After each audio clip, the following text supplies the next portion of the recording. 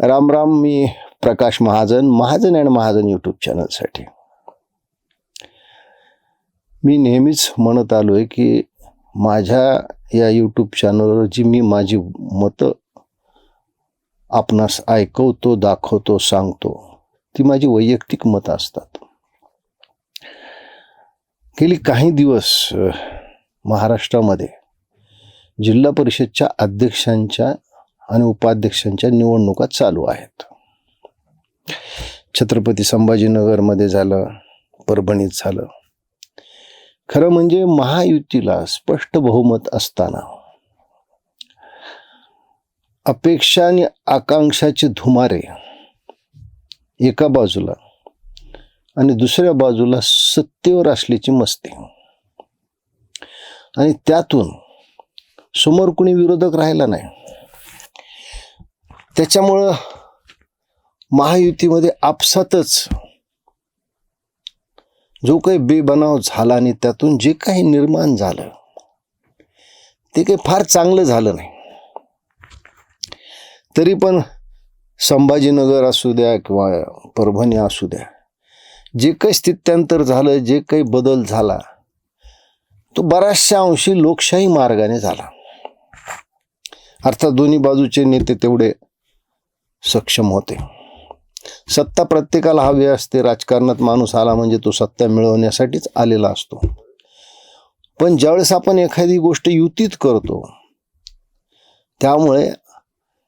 त्यावेळेस आपण देखील आपल्यातला काही वाटा आपल्या मित्र पक्षाला दिला पाहिजे किंवा मित्र पक्षाने सुद्धा आपल्यातला काही वाटा सोडला पाहिजे, ही भावना फारशी दिसून आली. कारण जिल्हा परिषदचा अध्यक्ष म्हणजे एक प्रकारचे त्याचे अधिकार खूप मोठे.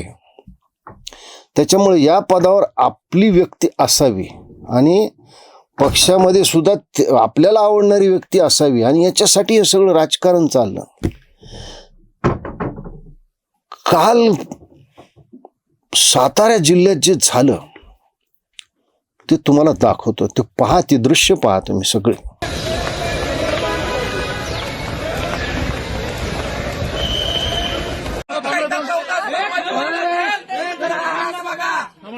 जखम झाली, खोटा होता का सगळं?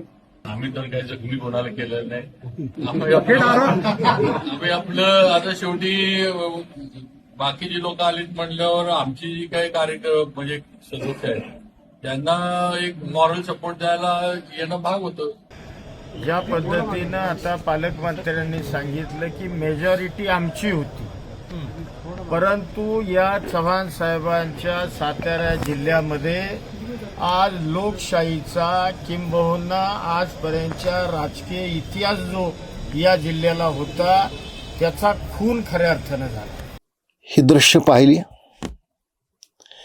सातारा जिल्हा परिषदमध्ये राष्ट्रवादी अजितदादा गट, शिवसेना आणि भाजप हे महायुतीतले घटक पक्ष. पण शेवटी जिल्हा परिषदमध्ये प्रत्येकाला सत्ता हवी होती.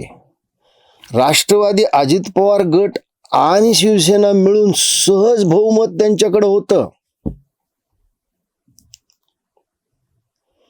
पण सातारा जिल्हा परिषदमध्ये जे काही राजकारण झाले, हे राजकारण महायुतीसाठी चांगलं नाही. भारतीय जनता पक्षाने सत्तेचा गैरवापर केला, म्हणजे सत्तेचा माज यांना तिथं एवढा आला की गणवेशातले पोलीस, साध्या वेशातले पोलीस प्रचंड प्रमाणावर तिथं आणून शिवसेना आणि राष्ट्रवादी अजितदादा गटातल्या काही सदस्यावर खोटे गुन्हे दाखल केले. काही सदस्याला प्रलोभनं दिली. तुम्ही त्या दृश्यात पहा. सातारा जिल्ह्यातले पालकमंत्री शंभूराजे देसाई कसे आपल्या सदस्याच्या संरक्षणासाठी पळतायत अक्षरशः. आणि त्याही पुढे जाऊन माननीय देवाभाऊ, माननीय एकनाथजी शिंदे, मान्य सुनेत्राताई, आपण तिघांनी या गोष्टीवर विचार करा की साताऱ्याचे पालकमंत्री असून पोलिसांनी, गणवेशातल्या आणि साध्या वेशातल्या पोलिसांनी शंभूराज देसाई यांना अशी वागणूक दिली की त्यांचा हात मोडलाय.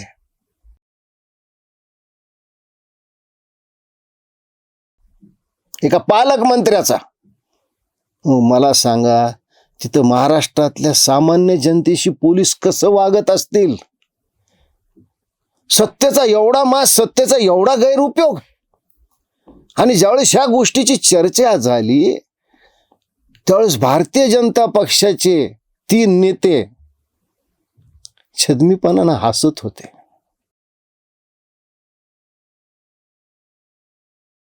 त्यातल्या एका नेत्याचं त्या फलटणच्या डॉक्टर संपदा आत्महत्ये प्रकरणात नाव जोडलं गेलं होतं.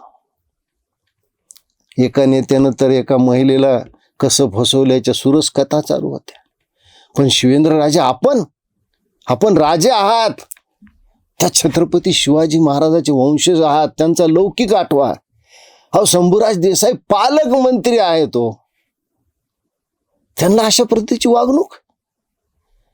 मग मला सांगा, याच्यापेक्षा ते शनिवार वाड्यात गेलेले गार्दी बरे होते.